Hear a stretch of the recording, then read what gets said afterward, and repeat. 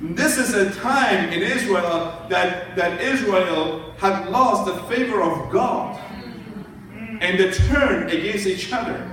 We're talking about this season that a mother made a covenant with another mother to eat their own birth, flesh and blood. They made a covenant that I am going to boil my son for you to eat today, and I will boil your son tomorrow for me to eat. What kind of covenant would humanity make for survival? And when we miss our opportunity with God, those kind of unrighteous things will rise up in our midst. Those kind of nonsense will come in our lives. And as it comes up in our lives, we will then call, and what mesmerizes me here, this woman had the audacity to go to the king and say, hey king, listen to me. This woman promised me that she will cook her son for me today.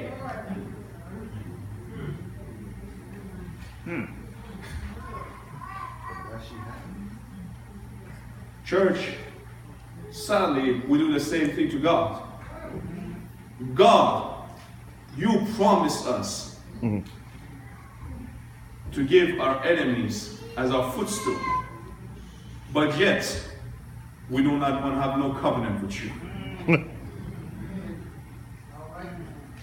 Nobody talks to the governments of Canada, United States, the European Union about Jesus needs to be the head. But yet we're looking for a handout for the government to bless the church. I was saying the other day that if the founder of Salvation Army was alive today, he would shut down Salvation Army altogether.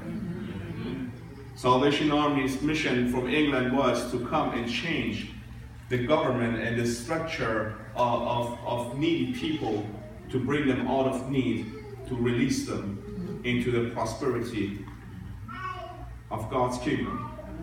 Today, in Canada, maybe not in the United States, in Canada, Salvation Army has bowed down to the will and the purpose of the government because of the handouts that they're getting. And they are not even preaching Jesus any longer. They are not talking about Jesus any longer. When they are going through programs, they're talking about the God of your understandings. They even, because they want to receive more funding from the government, they are actually now trying to change the constitution in Canada, that they will hire people from the LGBT community. And they say, we cannot discriminate what God has mercy and grace for.